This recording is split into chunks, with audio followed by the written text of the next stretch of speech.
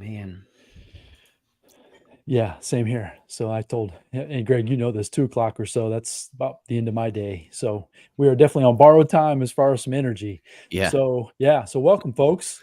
Uh, Justin Dorff, Greg Young, myself. We've got the Rich Mind podcast. We've got the All In Mindset podcast, and it's kind of a little bit of a collaboration. We thought we would try to create some content based on all of our interests, right? I think we all have separate but similar interests. And I think that the collaboration together, I think will be super valuable for those that feel like and want to join us. So that's kind of why we decided to go this route and start creating some content. And so today, this is going to be the Justin show today. Oh, see, I don't want the Yeah. Justin show. Oh You no. I guys, signed up for. you signed Yeah. up for So the Justin show, that's what everybody's going to show and up for. everybody just drops off. Yeah. So we know that's not true. But yeah, the idea today though was the the guys had a episode they go into, and maybe we can talk about that real quick as far as kind of your guys' sequence with podcasting. I would love to at some point on one of these episodes go into what we do, how we do it, the steps to get things done as far as creating the podcast. I think that would be super valuable to folks as well. But today, the idea was you had an episode Monday, and I'm going to leave it there. I would love for you to kind of go into what that was. And that's kind of what spurred this idea for me to reach out to you guys and say, hey, let's talk about this, because I think this would be super valuable. It pertains to YouTube, but we can apply it to so many different areas of your life. Yeah, you can apply it to anything. So when I came up with the idea, what triggered it is, so I've got this love-hate relationship with marketing. Like, I absolutely love marketing because I love the psychology that goes into it, and I love, figuring out how to grab people's attention and get them to pay attention. But what I hate is when everybody abuses that skill in order to dupe and trick people into the promise of really fast short-term results. And we all understand, like, everybody wants fast results. Like, nobody's going to buy a book that I publish that's like how to lose 10 pounds in just 10 years. Like, that book would not sell unless there was like some, weird premise behind the whole thing. But so that's what triggered that episode's content. And then, of course, I went into an example that I'm going through currently in terms of building a YouTube channel. But like you said, Randy, it applies to literally any long-term goal that you're working towards. I think a lot of people end up giving up too soon because of, we can list out a whole world of different reasons, whether it's expectations and not meeting those expectations.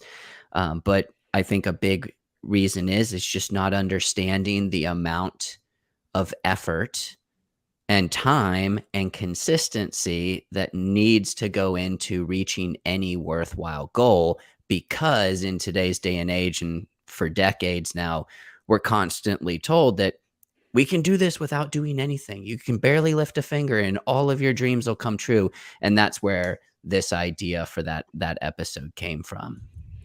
And I loved it, meaning as soon as I heard it, I was like, yes, that is super valuable, because once again, it goes into so many different areas of your life. It can go into your health goals. It can go into your relationship goals. I mean, both of us, we're both the three of us, but the two groups of us are trying to build out a podcast, right? And it's not you asked me before we jumped on and I didn't answer your question, and I'll do You that. didn't. Yeah, you I didn't. didn't. No, What the and I'll crap? answer that question. Yeah, I'll answer that question later on. But at the same time, we're all trying to grow something that is not a fast process. It's a Right. very slow process. Then it can be grinding and grueling. I just saw just before we went live today, Justin, you just released another episode, or I call them episodes. Another video. I mean, maybe to your channel.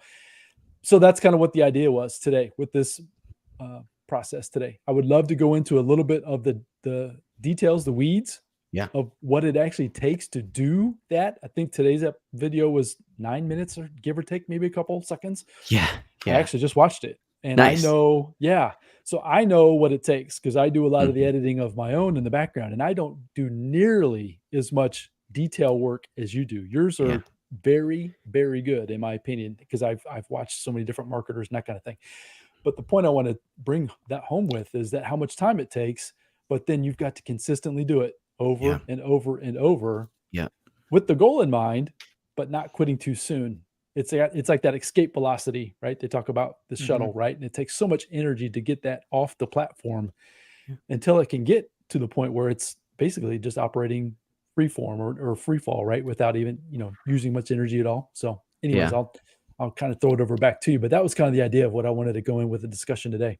Yeah, so I mean, do you want me to talk specifically like what it takes to start to build a YouTube channel? So yes, I would Okay. love because I think the number one I'm interested in that. I'm trying to Yeah. build out a YouTube channel as well, right? As I mentioned, I'm not as detailed as you are Mhm. with building out your channel. We've Mhm. had discussions in the past with you pointing out, do this, and it was like mind blowing information. So I think number one, that would be super valuable to those that are catching us live or those who are going Yeah. to kind of listen to this on the replay.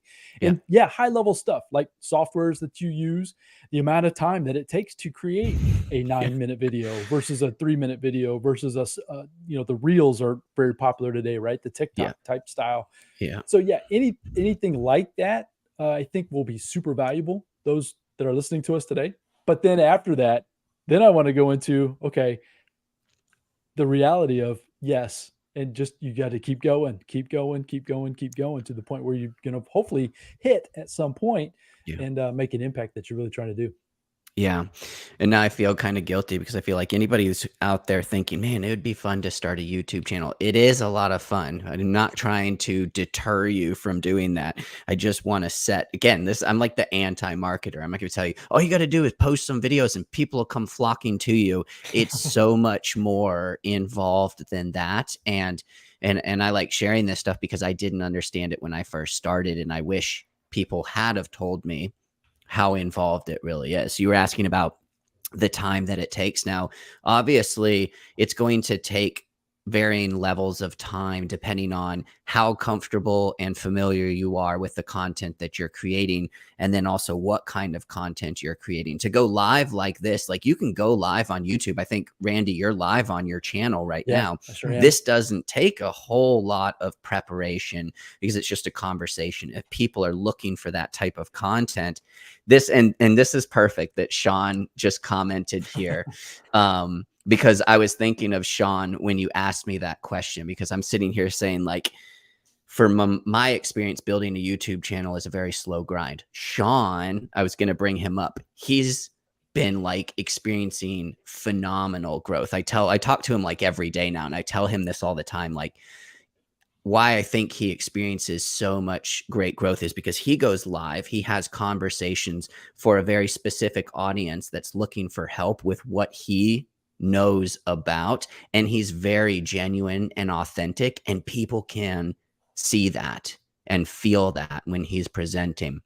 So let me take a step back. I got excited because I saw Sean pop up, and Sean's Welcome, like, Sean. yeah, Sean's like my hero. He's like crushing it on YouTube. He's been That's doing it for awesome. like, I don't know, 5, 6 months, and he's at like 12,000 subscribers now. So but he's a great example of Sean is an outlier. And if you compare yourself to Sean and you're like, I've been doing YouTube for 5 months and I don't have 12,000 subscribers, well, there's a bunch of different reasons why that might be the case.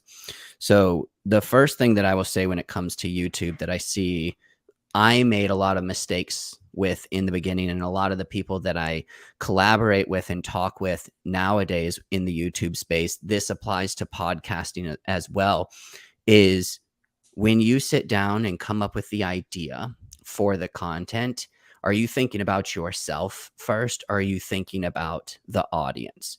Because a YouTube channel, a podcast, even a post that you put on Facebook, if you're trying to draw attention, it's about the audience. It's who can you serve? Who can you help with this content?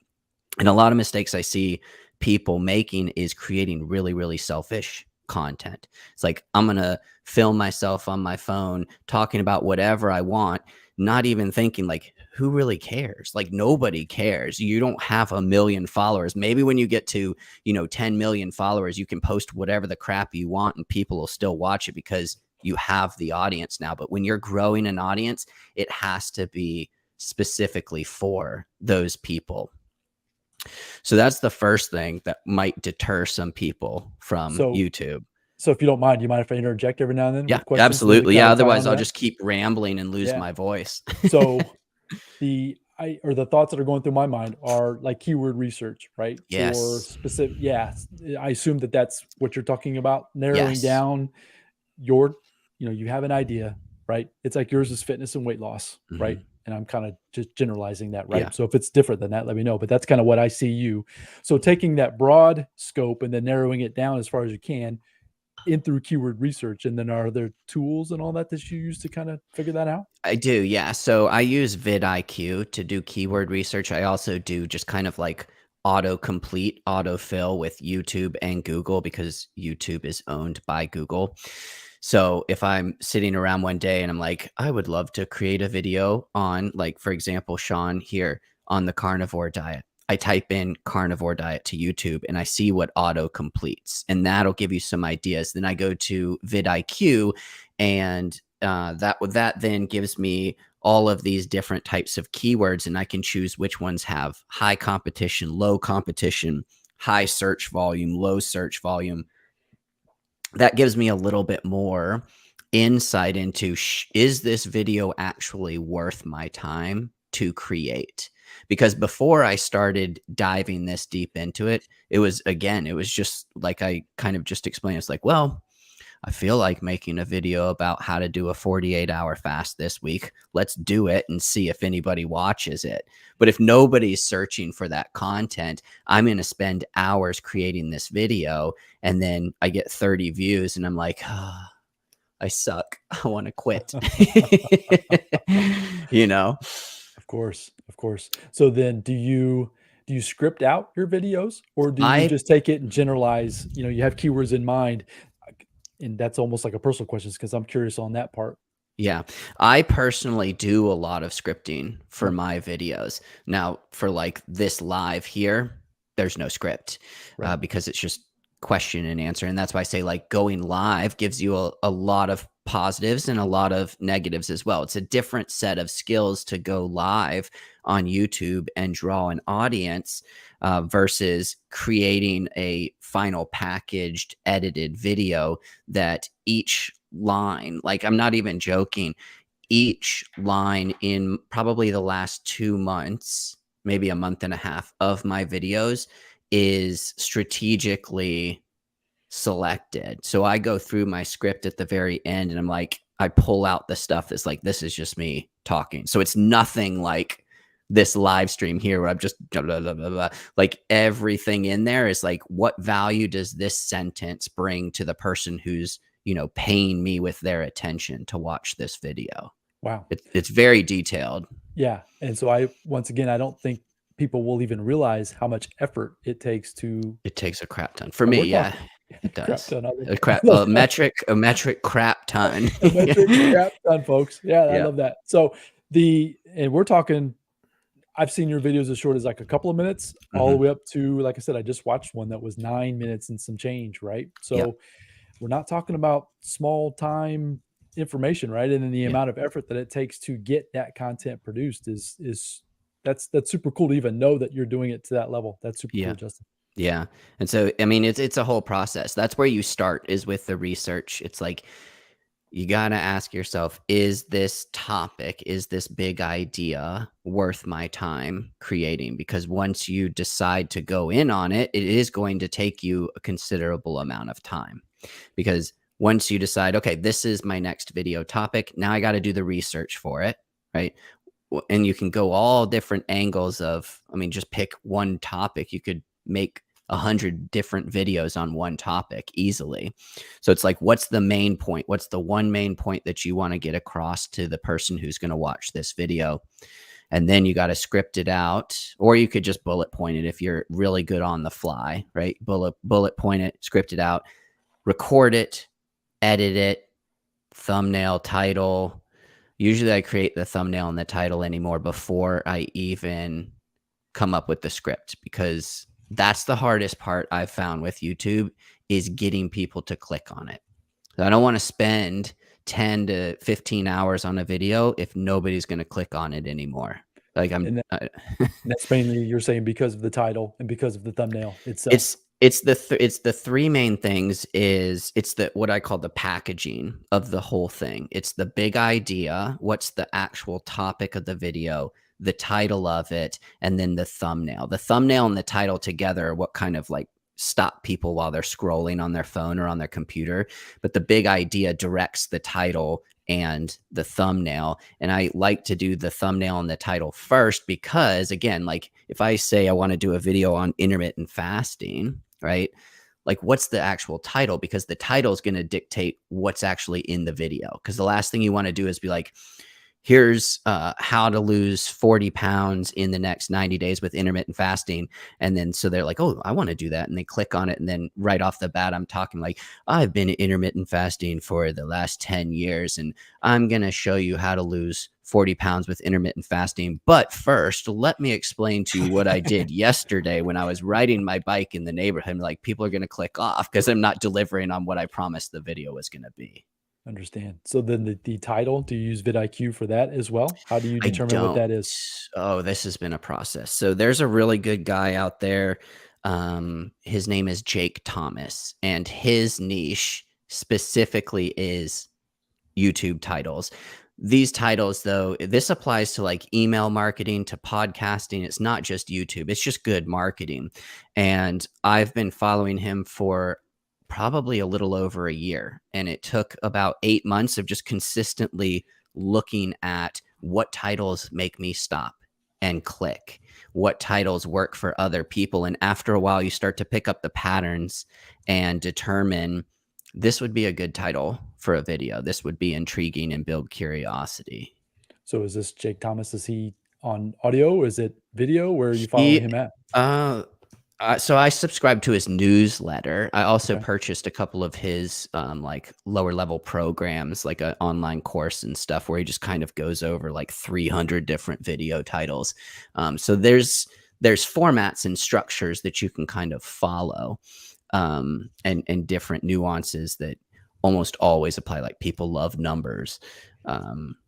People love verses, those types of things. But yeah, I think I picked up a lot from following him and a lot just from scrolling YouTube, what emails make me open up. I'm so weird. Like I said, I have a love-hate relationship with marketing. So when I go to the grocery store, I'll look at the front cover of those stupid magazines. I shouldn't say that. If anybody out there reads the stupid magazines, I apologize.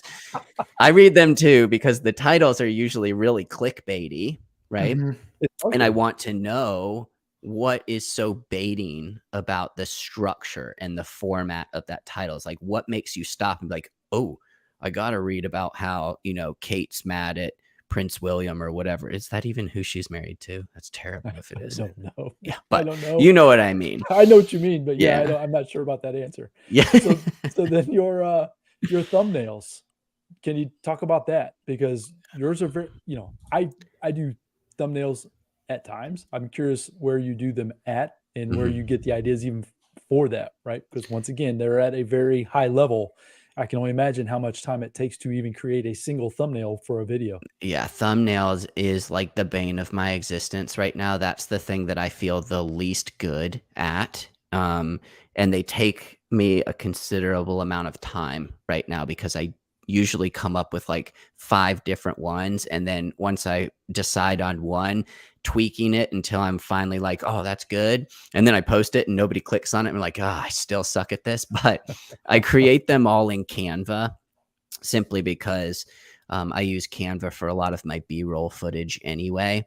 And I don't, if I were willing to step out and learn another new thing at this very moment, maybe in the next several months I would use Photoshop, because Photoshop can make much crisper things. But what I found is there's some adjustments that I do within Canva that make them pop a little bit more. So You're gonna have to share with me, or if you can, well, yeah, maybe we'll do a Canva tutorial one of these times. You can even share with me what that even is, because I use yeah, Canva as well. yeah. I'm probably not as proficient at it, even probably as yourself, but yeah, that's super intriguing. Well, yeah. So, go ahead. Oh, I Was was you just gonna gonna say the video that you just clicked on, the thumbnail that you Mhm. saw there, that was, I mean, you see it was the same It background. was. All You're and I sitting in that used an same chair. yeah, I used an iPhone and I just put it in cinematic mode. Mm. And the reason it looks so the reason it looks the way it does, and it doesn't look like just a picture like right now, is because I make adjustments to the contrast and the saturation. I put some elements behind that you wouldn't even recognize. So like I'll put like a glow behind it and stretch it out so it makes me pop even more off of the background, or whatever element I want to stand out the most. Like I'll increase the sharpness and the clarity and the brightness of it. So when you are scrolling, like the first thing you see is the item that is the main focus of that thumbnail. Does that make Love that. sense? Yeah, it does. Yeah. So it just takes time to learn the settings to even know where to even go to begin, but it's probably playing around with it as well, right? And Yep. trying to figure out what works and what doesn't, what pops, what doesn't pop. Yep. Exactly. That's super cool. So I Yeah. was thinking of Greg, do you have any questions, man? I'm just hogging this whole thing. Surely you've Actually, got at actually, least I was one. gonna ask real quick on that setting for your pictures, the way you talk about the contrast and everything. Is there like a setting that you can like set it and forget it, and it does it every time, or do you have to basically do that for every single picture that you do? For every single picture, I select the picture and then I go in and I'll tweak the little knobbies.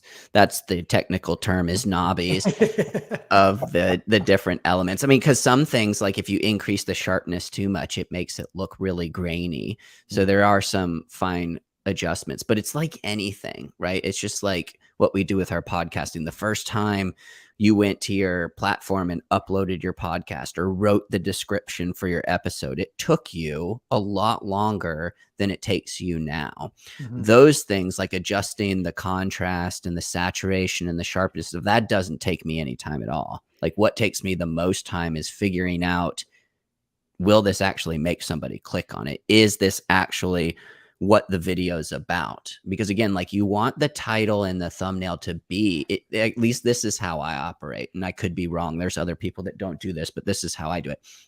I want the title and the thumbnail to be clickbaity, but I don't want it to be clickbait, right? Like my video will deliver on the promise of the title and the thumbnail, and therefore it's not clickbait, but it's clickbaity in that somebody sees it and they're like, "Oh, I need to watch that." So just the idea of just good marketing, right? Yeah. Just trying to use good marketing principles, but you're Yep. marketing a product or your information that is going to deliver, like you said, on the message that you're promising within the description that you're trying to give. Yep. Absolutely.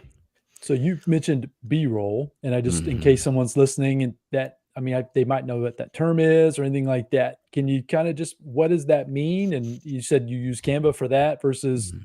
and we'll maybe go into some of the details as far as like the pieces of equipment that you actually use, right? I Mhm. know you're mobile, like you're moving every month, and so you've got Yeah. to have things. Yeah, so you've got to have things like ready to move at any moment's notice, right? So, but first, yeah, just the B-roll comment as far as Mhm. what that is, yeah, what you use it for, that kind of thing. I'm just curious.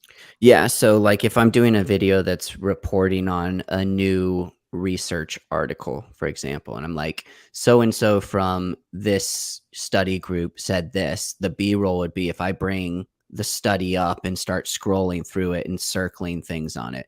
Or if I'm sitting here and saying, I use Canva for editing. Now the B-roll could be it pops up me sitting in front of my computer using Canva would be B-roll. So the A-roll is the actual scripted out video. The B-roll just supports and supplements it. So I use Canva primarily, as well as what's built into my editing software. I have done B-roll that's myself. So like I have a video where I go to Sheets, like that big gas station convenience store, and I pick out like these are the good snacks to get, these are the terrible snacks to get, and I shot all of the B-roll, but the script and the voiceover is the A-roll. And that's just, so once again, thinking about the process to get that done. It's a lot, Goodness. yeah. Oh my gosh, Justin. I know, That's and just that's the thing is like people are just like, "Oh, I wow. want to start a YouTube channel because I've got an idea." I'm like, "Good luck."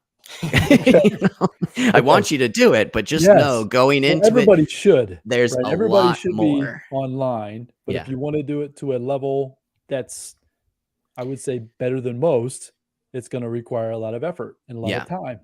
I Yeah. guess that's maybe the story that or that's the, what we're trying to express today. Well, yeah, and that's the thing is like I see my finished products and I'm like, I still think they're so bad compared to what I want to be able to do one day, you know? But it surely can't be because of effort. Do you think, is it equipment? Is it software? What is it that's the difference, do you think? I'm sure you've done it enough times now, and even probably can't even be delivery. I mean, what do you think the answer is?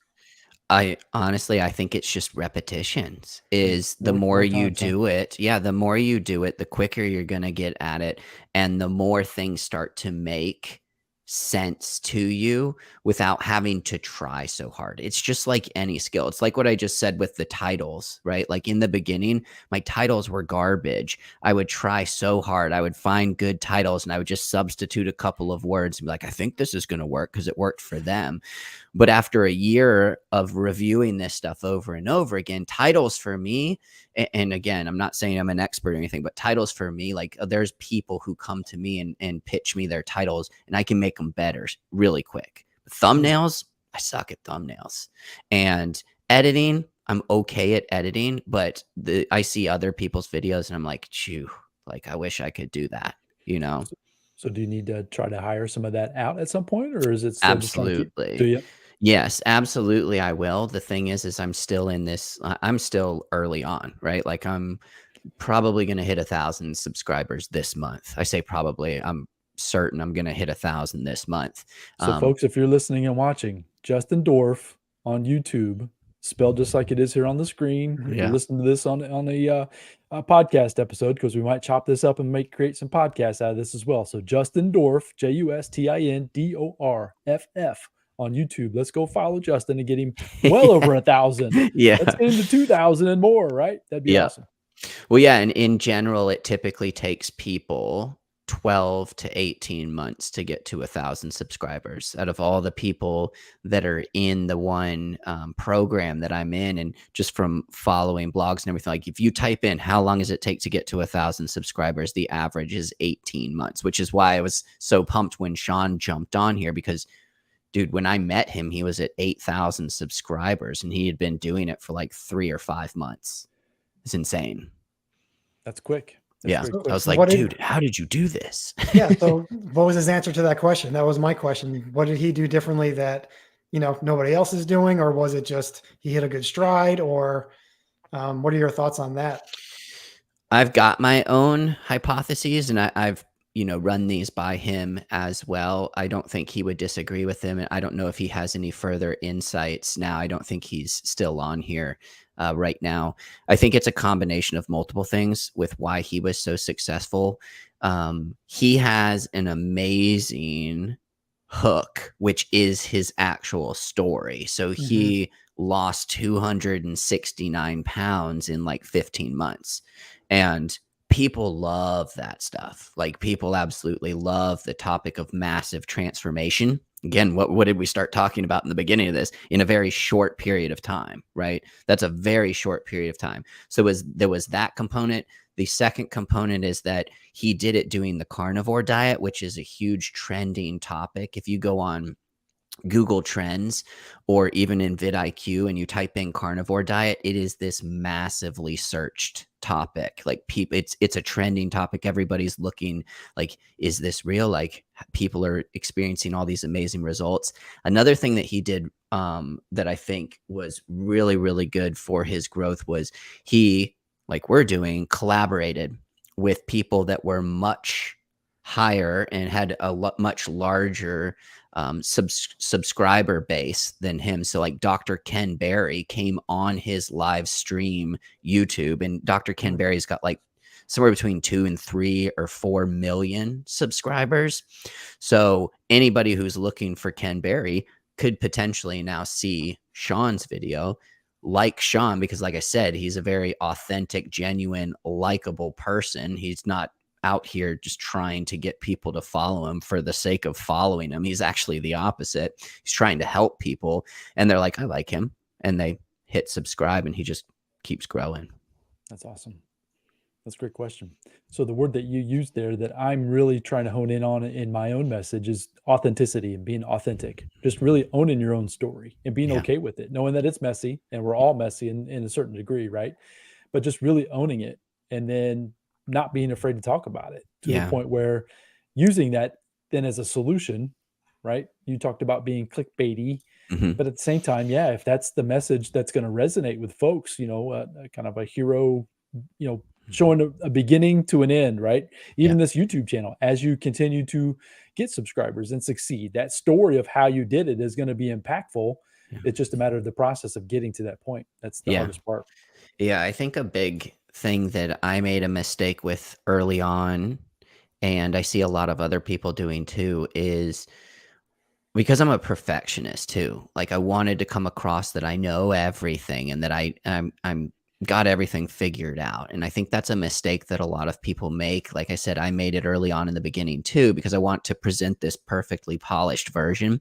But that perfectly polished version is not relatable to anybody else, because anybody who's going to be drawn to you is at home thinking, yeah, well, he's been doing this for a long time and he's got all this help and he's got all this time. And like, if I just tell it how it is, somebody at home might be like, oh, crap. I guess I could do that too.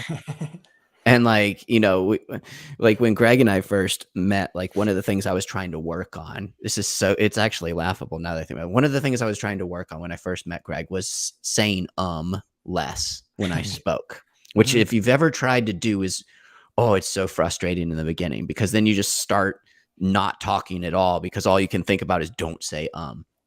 But the funny thing is sometimes saying actually makes people like you more because it makes you more human, right? And less perfect and polished. It's weird. It's just strange psychology, but yeah. I believe that. Like I said, I think that we're moving towards that more so. I think the folks that are maybe put maybe at a higher level than others with that they always say don't compare your front of stage, Yeah. or I might have that backwards, right? Don't compare your back of stage with somebody else's front of stage. I think Yeah. is how the way that sounds, right? Meaning these folks that seem to have it all polished and all figured out and all this stuff, you're trying to compare your mess that you're going through in your daily life to someone else when they've got people and they've got stuff and they're fixing this and they're fixing that and they're taking out all the ums and all Yeah. the Yeah. all the stuff. Yeah. It's just not real. And I think Yeah. that reality and being authentic, I think that's going to be something very crucial moving forward for Hmm. content creators such as ourselves, big or small. I don't think it Yeah. really even matters. I think that that's going to be what draws people into what your message really is. Yeah. Yeah, I still think, like, number 1 is always the actual content itself. If I come on here and, like, seriously, we've joked about this before too, for the first, like, 2 to 3 years of going on camera, I hated it because I've always thought my voice was terrible. Like, I think my voice sounds like David Spade, right? But you get used to it over time. I lost my train of thought. I know I had something decent to say there, but it completely left the building. But you know what? I'm human too. Like I don't have a script here. I have no idea what I was about to say.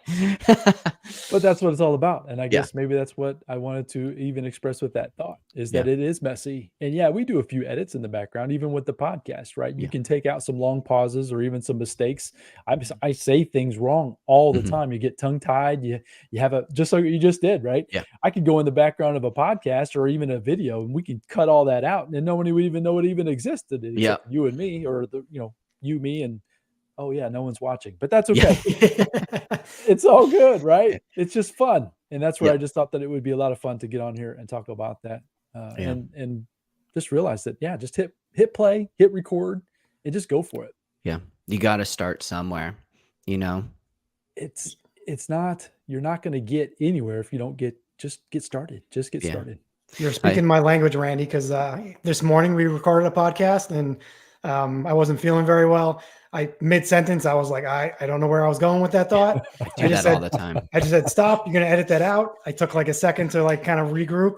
And I do that. Yeah, we do it. I don't want to say all the time. I do it a little bit more than Justin, but yeah, it's just the nature of the beast. And I'm totally cool with it. And even, on these live things, like you said, like we're all human and, but that's the beauty of the podcast versus going live and all that stuff. But yeah, it happens to me quite often. So yeah, I don't But try to be perfect. I don't even want to be perfect, honestly. And Yeah. I've shared this with you, Greg. You're getting better all the Mhm. time. I've listened since day one, and you're getting better and better every episode. With you can tell you're getting more and more confident every time you've been showing up. I don't know how many edits are in the background because obviously I'm not Not seeing that that, but much. I would say that you're exponentially better today than you were back in May or June or Mhm. whatever it was when you guys launched. So kudos Mhm. to you to at least just step on there and just keep going, right? We just keep getting better, a little bit better. It's the reps that you talked about, Justin, and Yep. that's what it takes. Yep. And if you're not willing to put in the reps, you're not going to necessarily get the results. And that's, I guess, the biggest message I wanted to share with the audience today, whoever's listening and watching.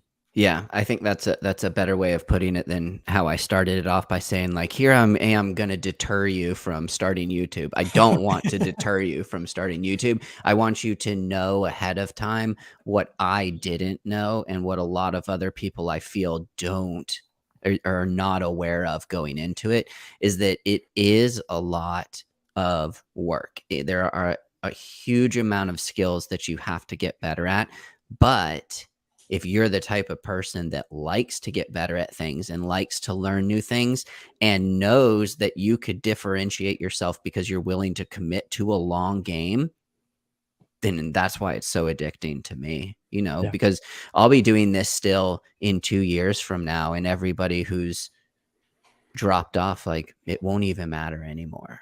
Yeah. That's why it's super cool. So we'll probably start wrapping this one up unless you guys have more things to talk about. But one of the things I was hoping for you to do, Justin, is can you just briefly, just maybe, and I know you're not going to have a thing in front of you telling you exactly, but just list off some of the pieces of equipment, pieces of software. If someone is like literally listening to this and they're like, okay, I get it. It's going to be hard. It's Mhm. it's months, it's years, whatever. But I've got a message and I need to share it. Yeah. I'm not afraid to get on camera, but I don't know which camera to get. I Yeah. know I need a microphone, but I don't, you know what I mean? Can you just quickly, and it doesn't have to be like specific detail, but even just go look at this. I mean, the things that people would need to even get started. Yeah, I mean, the first question you want to ask is what type of content do you want to create? Because that'll then dictate. If you just want to do live streams primarily like this, then the only equipment you need is a decent camera, a decent microphone, and a streaming software like this. This is StreamYard. This is probably the one that's most recommended. It's very intuitive. I was messing around with it. I've used Restream, which is also pretty easy to use, but this one, StreamYard, is easier. If that's how you want to do your content to start off, because it's easy to create, then that's what you need: a camera, a microphone, a streaming software. If you're going to create videos that are more edited, like the ones that I do, then you're also going to need an editing software. And I always tell people the one that I use is called Filmora by Wondershare. And I have it because it's very Is easy. it spelled funky? Sometimes these names of these companies are spelled a little weird. So Is it's that one? Wondershare is Okay. just the two words combined, Wondershare. Okay. And Filmora is just Filmora. Got it. Thanks. But what I always tell people is with an editing program, just pick one, and there's going to be a learning curve, and stick with it. A lot of people use DaVinci Resolve. A lot of people use Adobe Premiere. I used Filmora simply because that was the first one I came across that had a bunch of the things that I wanted in it, and I haven't switched yet. When it comes to a camera and microphone, there's tons of different routes you can go. If you're uncertain you're going to stick with it for the long term, I would go a cheaper route.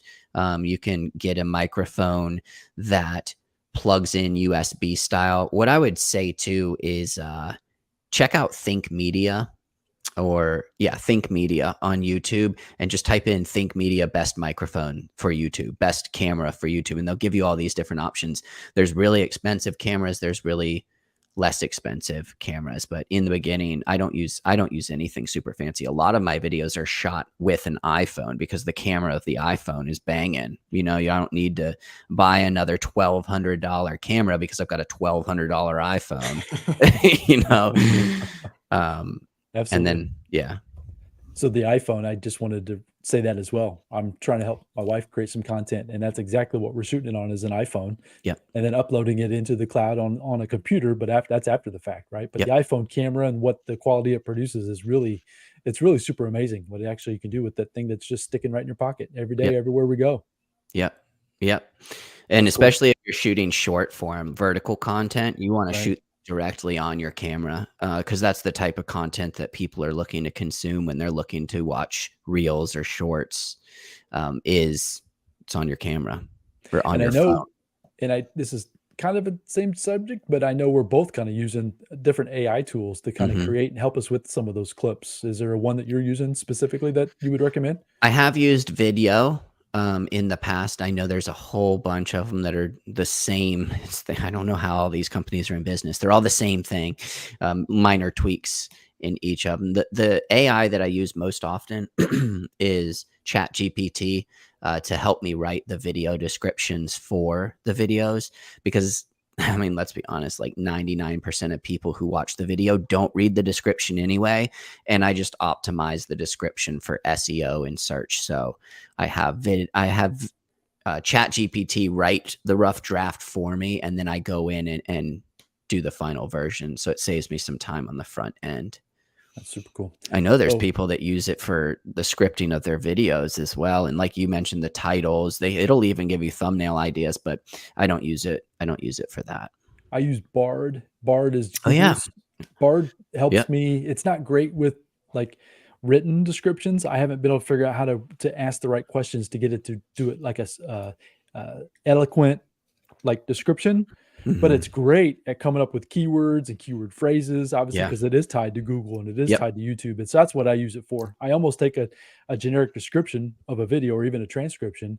I'll Yeah. plug it into Bard and I say, okay, come up with the top whatever keywords Yeah. based on this current description, and it'll spit it out so fast. And then I'll take that information plus this transcription and plug that into ChatGPT Yeah. and ask for, to use both. It's an amazing thing how quickly you can do that. Once you get processes and systems in place, and then it's just a copy and paste. It's really simple.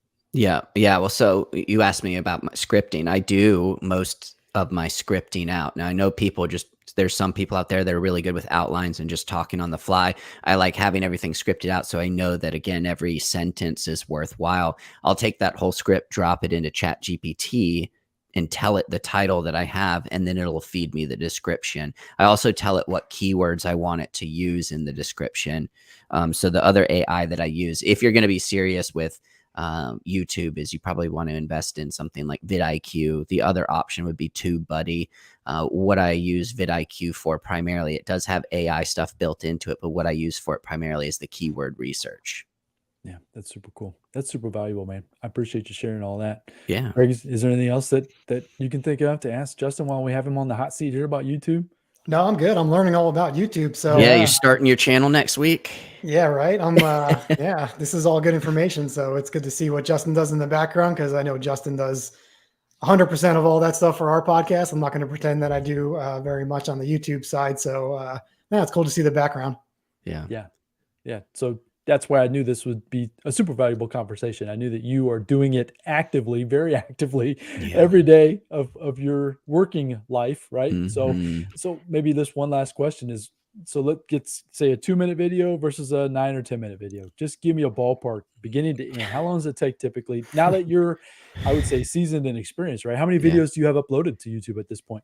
Oh, it's probably like 170, but I bet you like 100 or like 80 of them are shorts. So if we're counting long form, I probably have like 60 to somewhere between 60 and 80 long forms. And I'd say too, like the caveat on that is probably only the last 15 that I've done are what I would consider researched videos. Like I researched ahead of time to determine, okay, I should make this video. So with all those caveats in place, and I get Yeah. it, but it's so at the same time though, you're getting Yeah. better, right? Yeah. You're learning through those processes. So now Yeah. that you've started from 0 and you're up to, let's call it 80, Mhm. how long is it? So like that 9-minute video that just launched just an hour ago, Yeah. give me a Yeah. ballpark. The How long did that 9-minute take you to make video. it? So usually what I do in order to save myself, I have two different, in my mind, formats of video. One's really engaging with lots of B-roll and changing footage. The longer ones are more about the content and just me kind of talking like I am now. In general, what I'll say is it takes about an hour per minute of editing. Wow. So if you're talking, yeah. So like on Monday, I'll release this video that's only 3.5 minutes long, and it will have taken me probably 3 to 4 hours to edit the final product. Now to write it, again, depending on how long it is, like that, and how much I need to do research outside of it. If it's something I just know already, I can create it. But if I need to research it a lot more, then that'll take time as well. So yeah, we're talking like the 10-minute video that released today in its entirety probably took about 15 hours of work, from research to recording to editing to creating the thumbnail, coming up with the title, creating the description, and posting it. Was probably 15 hours per a 10-minute video. That's some dedication right there. That's the thing. So like that, I want to tell people that, not to scare them off or be like, wow, look at him. He works so hard. It's like, that's the type of, like, if you think about the big YouTubers that everybody always compares themselves and others to, like Mr. Beast, right? Like he's the go-to because he's got the largest subscriber base. His videos take weeks and months to create, and however many hundreds of thousands of dollars. So you want to know, like, is this worth doing? And the massive team. Sure. And you're a one-man band. A one-man band, very boring videos in comparison to Mr. Beast's videos, but it's a different genre. So I'm not going to let you stop us there, because no, I'm telling you, dude, your stuff is very good. Well, I appreciate that. Yeah, I mean, we've only been recently introduced to each other in the last 2 or 3 or 4 months, right? So then I've been engaged with your content, and that's why I wanted to get you on. You are a YouTube expert, even though you are putting yourself down and not doubting things. Well, it's the perfectionist, right? Like, I know where I want to be one day. But we all do, man. Yeah. We all do. You're asking me about the podcast. Yeah, I want to have a gazillion subscribers and, you know, sitting on a yacht recording video. But no, we're sitting in our spare bedrooms or a metric wherever. Crap ton of followers, right? To get technical.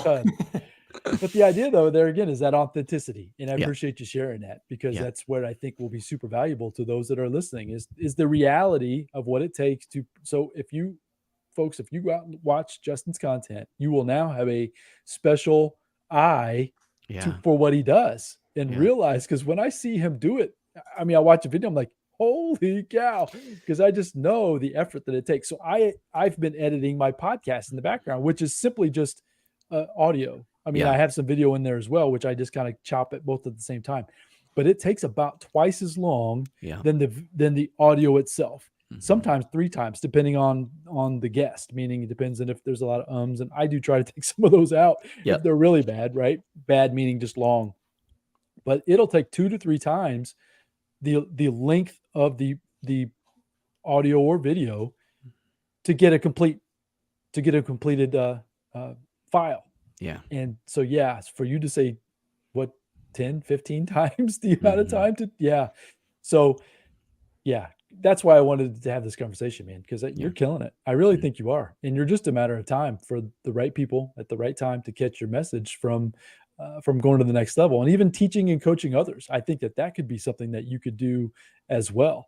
And then, because it's just super cool what you're doing. Yeah. Thank you. I appreciate that.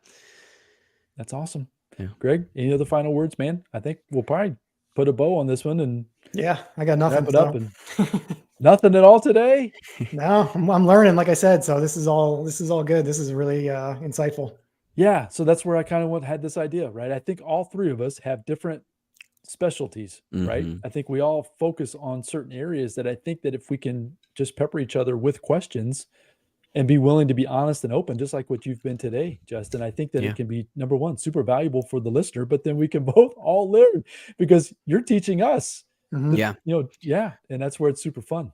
Well, I just thought about that in terms of, like, you guys have written and been published authors in books. I've not done that. I've written blogs and stuff, and there's stuff I could learn from you and be like, what does that process even look like? How long did one chapter take you? Because I think everybody, I always generalize, but like knowing how I typically operate, I would sit down and be like, I could write a chapter in a book. That'll take me, what, 2 hours? And I'm sure it didn't take you guys 2 hours to do. It's longer than you think. Longer than 2 hours. It's longer than 2 hours. Right. You mean to get ChatGPT didn't write that for you? yeah, no, I think that was before mine was before ChatGPT even came out. So yeah, Yeah. it's definitely more than a couple of hours. But Yeah. yeah, that's so mark that down, Justin. Yeah. Keep that in mind as another potential topic because that's what I'm talking about. I think that if we can all just you're the one that brought the word to my mind, right? The collaboration piece. If we can just collaborate together, number one, we're going to create some good content, Yep. some authentic content that we can all use, and then hopefully will be valuable to those that are showing up listening, whether they're live or whether that's in the replay. I think it's going to be super fun. Yep. Agreed. Love it. So, Mic folks, drop. yeah, well, there you go. I like that. Boom. So, folks, we appreciate you being here, whether you have been joining us live or you're going to catch this in replay. We really appreciate your time. That's the most valuable commodity there is out there. And for you to spend it with us, we are really humbled, but super excited to keep bringing this to you, right? This was just a concept, an idea that I had that I shared with the guys. They said, yeah, let's try it. And we're just going to give it a shot and go. And even after today's episode, I think this is going to be fun to at least go for a little while. And I think it can be super valuable. So if you would be gracious enough to leave us a comment, leave us a review, leave us anything to let us know that, yes, I like this. No, I don't like that. Try this. Maybe you've got a topic that the three of us would be able to hammer down on. We would love to hear that information as well. And then we'll just keep coming back. But keep in mind, if you want to learn more from Justin and Greg, the All In Mindset podcast, that's the place to go. Their content, I've been following them since the beginning, is getting better and better and better every single episode. And I really mean that, guys. I really mean it. It's getting better all the time. This last Monday's episode, the solo episode with Justin, is the one that brought on and spurred on this conversation here today. So I encourage you to go do that. And if you have a chance, the Rich Mind podcast. Yes. No, your podcast is good too. I appreciate that. I'm trying. I'm having a blast doing it. That's been the most. It's fun. So even the editing process and the itty bitty thumbnails that I create, and all that, it's just fun. Yeah. It's been a blast. And so Justin, and you helped me with coming up with some pivots and things that I've done. Same thing with you, Greg. We talk almost every week, so I appreciate the effort and the energy that you guys have given to me as well. So, folks, I think we're going to call this live stream a wrap today. Go out there, follow us if you don't mind, share this with family and friends, and we'll look forward to coming back to you in the next week or two. We'll just kind of see how our schedules meet. All right, guys. Talk soon. All right. Yeah. See ya.